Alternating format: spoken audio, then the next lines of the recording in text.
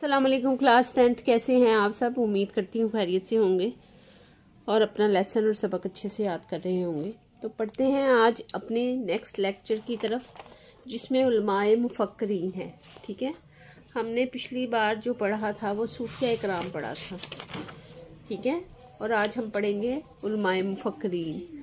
उलमाए मुफक्करीन बहुत मुख्तसर हैं और जामिया है, इनको हम कहीं भी स्किप नहीं करेंगे और इनका हम सारे का सारा काम याद करेंगे और सारा का सारा काम। उलमाए मुफक्करीन में जो हमने पढ़ना है वो सबसे पहले शेख इब्ने अरबी पढ़ना है, उसके बाद हमने पढ़ना है शाह अब्दुल अजीज़ मुहद्दिस देहलवी रहमतुल्लाह अलैह, फिर इब्ने रशद रहमतुल्लाह अलैह पढ़ना है। ठीक है, ये जो थे उलमाए मुफक्करीन, ये इस्लाम के लिए जो इन्होंने काम किए हैं उसका इसमें ज़िक्र है। इसका इज्तिमाली तौर पे हालात ज़िंदगी क्या थे वो हम देखेंगे और इनकी इल्मी और माशरती खिदमात को मुख्तसर तौर पे हम देखेंगे क्या है। और इसके अलावा जो इन्होंने तसानीफ़ लिखी और जिस तरह अपनी ज़िंदगी को रसूल सल्लल्लाहु अलैहि वसल्लम के मुताबिक ढाला, वो सारा कुछ आज इसमें हम पढ़ेंगे। छोटा सा ही चैप्टर है, इसमें सबसे पहले हम देखेंगे कि मुख्तसर जवाब दे। मुख्तसर जवाब में सबसे पहले हमारे पास पहला क्वेश्चन है, इब्ने अरबी रहमतुल्लाह अलैह का मुकम्मल नाम तहरीर करें। ठीक है, इसमें हम पूरी लाइन लिखेंगे, आधा नहीं लिखेंगे। शेख अबू बकर मोहिउद्दीन मोहम्मद बिन अली अल मारूफ शेख उल अकबर और इब्ने अरबी, ये इनका नाम है। आगे है 17 रमज़ान 560 हिजरी को मरसिया में पैदा हुए। ठीक है, आप ये वाला स्किप करके सिर्फ मरसिया में पैदा हुए भी लिख सकते हैं। दूसरा जो सवाल हमारे पास है वो है, इब्ने अरबी रहमतुल्लाह अलैह ने किन मौज़ूआत पर कुतुब तसनीफ़ की। इसमें हम देख लेते हैं कि किन मौज़ूआत पे कुतुब तसनीफ़ की। यहाँ नीचे सबसे लास्ट पैराग्राफ में है, आप रहमतुल्लाह अलैह की तसनीफ़ की तादाद, ये वाली लाइन को हम नहीं लिखेंगे। ठीक है, यहाँ से लिखेंगे, शेखुल अकबर की तसानीफ़ अपने ज़माने की मुरवज्जा उलूम इस्लामी का अहाता करती हैं और ज़्यादातर तसव्वुफ़ के मौजू पर है। नेज़ आपने हदीस, तफसीर, सीरत और अदब के मौजू पर भी किताबें लिखी हैं। ठीक है, यहाँ तक इसका आंसर होगा। जो तीसरा सवाल है, तीसरे सवाल में है शाह अब्दुल अजीज़ रहमतुल्लाह अलैह कब और कहाँ पैदा हुए। अब ये सेकंड वाले पे आ जाते हैं। सेकंड वाले जो हमारे पास हैं उलमा कराम, उसमें है शाह अब्दुल अजीज़ मुहद्दिस देहलवी रहमतुल्लाह अलैह 25 रमज़ान को 1159 हिजरी मुताबिक 20 सितंबर 1746 को दिल्ली में पैदा हुए। ठीक है, यहाँ तक हम लिखेंगे दिल्ली में पैदा हुए। इसके बाद हम देखते हैं हमारे पास अगला सवाल कौन सा है। अगला सवाल हमारे पास है, शाह अब्दुल अजीज़ ने किन उलूम के फ़रोग़ के लिए कारहाए नुमाया सरअंजाम दिए।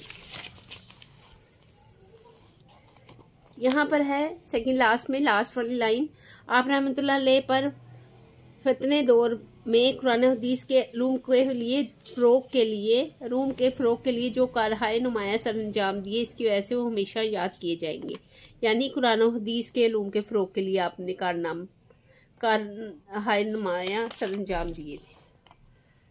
अगला सवाल है जो लास्ट है, इब्ने रशद रहमतुल्लाह अलैह की एक किताब का नाम लिखें। अब ये इब्ने रशद जो है वो लास्ट वाले हैं, हम यहाँ पे देख लेते हैं, लास्ट में है। आप रहमतुल्लाह अलैह की बहुत सी तसानीफ़ हैं जिनमें बदायतुल मुज्तहिद ख़ास तौर पर काबिल ज़िक्र हैं। ठीक है, वैसे बहुत सी तसानीफ़ हैं लेकिन बदायतुल मुज्तहिद ख़ास तौर पर काबिल ज़िक्र है। ये आपने इसका आंसर लिखना है। नेक्स्ट पे हम देख लेते हैं, तफसीली जवाब दें। ये हमारे पास लॉन्ग क्वेश्चन है। ठीक है, इसमें है दर्जी शख्सियात पर नोट लिखें। इब्ने अरबी रहमतुल्लाह अलैह, शाह अब्दुल अजीज़ रहमतुल्लाह अलैह, इब्ने रशद रहमतुल्लाह अलैह, ये तीनों बहुत ही मुख्तसर इसमें दिए गए हैं, सिर्फ 1.5 पेज के हैं, इसलिए आप इसको कहीं से भी स्किप नहीं करेंगे।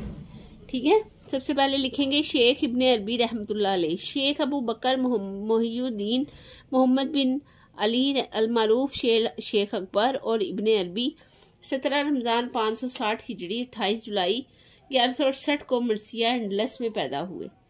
आप रहमतुल्लाह अलैह का ताल्लुक खातम ताई के कबीला ती से था। आप रहमतुल्लाह अलैह 580 हिजरी में अशबिलिया चले गए। जो इल्म व मार्फत का मरकज़ था, जहाँ उन्होंने 30 साल तक तालीम हासिल की। अशबलिया ही में इनके अपने शेख से मुलाकात हुई, जिन्होंने उनसे तसव्वुफ इल्म मार्फत का मरकज़ था तसव्वुफ की तालीम हासिल की। आप रहमतुल्लाह अलैह 38 साल की उम्र में बिलाद मशरिक यानी मशरिकी ममालिक की तरफ रवाना हुए। कुछ अरसा मिस्र में क़याम किया, फिर बैतुल मुक़द्दस, मक्का मौज़मा, बगदाद और हलब गए और आखिर में दमिश्क पहुँचे, जहाँ आपने मुस्तकिल सुकूनत इख्तियार की। आपकी किताब की फतूहात मक्किया और फसूसुल हिकम बहुत ही शोहरत पाई। आप रहमतुल्लाह अलैह दिमश्क में दरस तदरीस और वाज़ नसीहत फरमाते रहे। आप रहमतुल्लाह अलैह ने 638 हिजरी 1240 में वफ़ात पाई, जबल कासियून में दफन किए गए। आप रहमतुल्लाह अलैह की तसानीफ की तादाद 500 से ज़ायद बयान की जाती है। ये जो लाइन है ये आ सकती है MCQs में। जैसा कि मैंने आपको बताया है कि कहीं से वीडियो स्किप ना किया करें, मैं दरमियान में आपको MCQs भी बता देती हूँ, इसको आप नोट डाउन कर लें। शेख अकबर की तसनीफ अपने ज़माने की मरवजा उलूम इस्लामिक का अहाता करती हैं और ज़्यादातर तसव्वुफ के मौजू पर हैं। आपने हदीस, सफ़ीर, सीरत और अदब के मौजू पर भी किताबें लिखी हैं। आप रहमतुल्लाह अलैह की तहरीरी सरमाया अदब में सूफियाना शायरी वगैरह भी शामिल हैं। ठीक है, नेक्स्ट पे हम देख लेते हैं। नेक्स्ट पे है शाह अब्दुल अजीज़ मुहद्दिस देहलवी रहमतुल्लाह अलैह। शाह अब्दुल अजीज़ मुहद्दिस देहलवी रहमतुल्लाह अलैह 25 रमज़ानुल मुबारक 1159 हिजरी के मुताबिक 20 सितंबर 1746 को दिल्ली में पैदा हुए।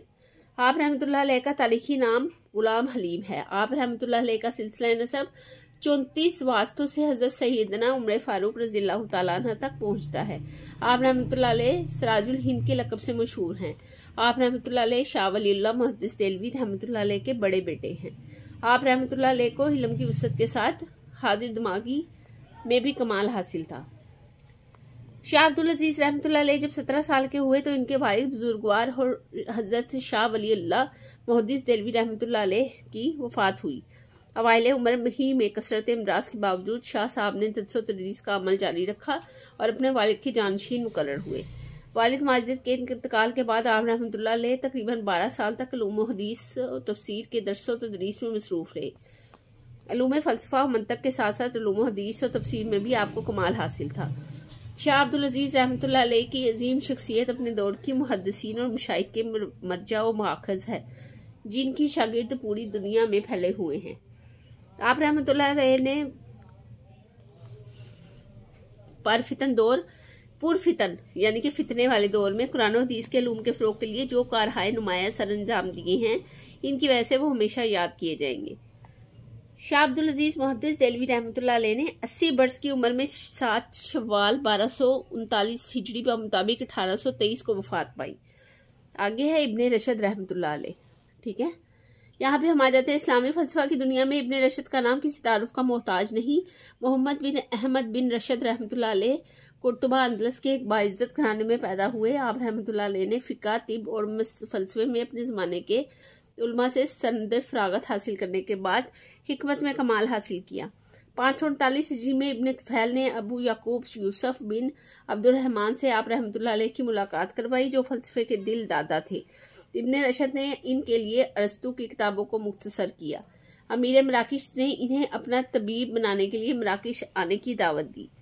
जल्द ही वो कुर्तुबा के काजी बनकर वापस आ गए। आप रहमतुल्लाह अलैह ने मराकिश में वफ़ात पाई। इब्ने रशद अरस्तु के बड़े मद्दाह थे। इनके ख्याल ये था कि अरस्तु इल्म की इंतहाई बुलंदियों पर पहुंचा हुआ था। उन्होंने अपने आप को अरस्तु की किताबों की तलखीस और तशरीह के के लिए वक्फ कर रखा था। जो कुछ इब्ने रशद ने लिखा, अहले यूरोप ने इसका तर्जुमा किया और इसे सीखना शुरू कर दिया, हत्ता कि यही इनकी हिकमत की बुनियाद और फ़लसफ़ियाना सरगर्मियों के लिए मेयार बन गया। लास्ट वाला है आप रहमतुल्लाह अलैह की बहुत सी तसनीफ़ हैं, जिनमें बदियातुल मुज्तहिद ख़ास तौर पर काबिल ज़िक्र है, जिसमें इब्ने रशद ने फ़क़ई मसाहिब के अलावा अपने मुस्तकिल आरा का जिक्र किया है और आइमा फ़क़ह के आरा और दलील का तकाबली जायज़ा लिया है, जिससे इनकी इज्तिहादी सलाहियत अयां होती है। ये देखिए आप, ये सारे मुख्तसर है, ये भी मुख्तसर है, ये भी मुख्तसर है और ये भी मुख्तसर है, इसलिए हम इसमें कुछ भी स्किप नहीं करेंगे। ये 10 नंबर का सवाल होता है, इसलिए इसमें 1.5 पेज लिखना लाजमी होता है। आप इसको एज अ स्टोरी भी लिख सकते हैं, किस्से के हिसाब से भी लिख सकते हैं, लेकिन इसमें जो भी इम्पोर्टेंट चीज़ें हैं वो सारी आपने लिखनी है, कुछ भी आपने इसमें स्किप नहीं करना है। आगे एमसीक्यूज में आ जाते हैं। हमारे एमसीक्यूज में कौन सी सवालात हैं जो हमने करनी है। इब्ने अरबी का जो लक़ब था वो मोहिउद्दीन का था, मोइनुद्दीन का था, नसीरुद्दीन का था या मादुद्दीन का था। इब्ने अरबी का मोहिउद्दीन का लक़ब था, ठीक है। यहाँ पे हम टिक कर देंगे।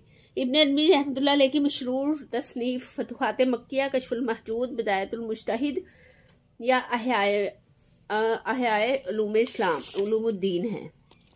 इनकी मशहूर तसनीफ़ जो है वो है, इनकी मशहूर तसनीफ़ है फतुहात मक्किया।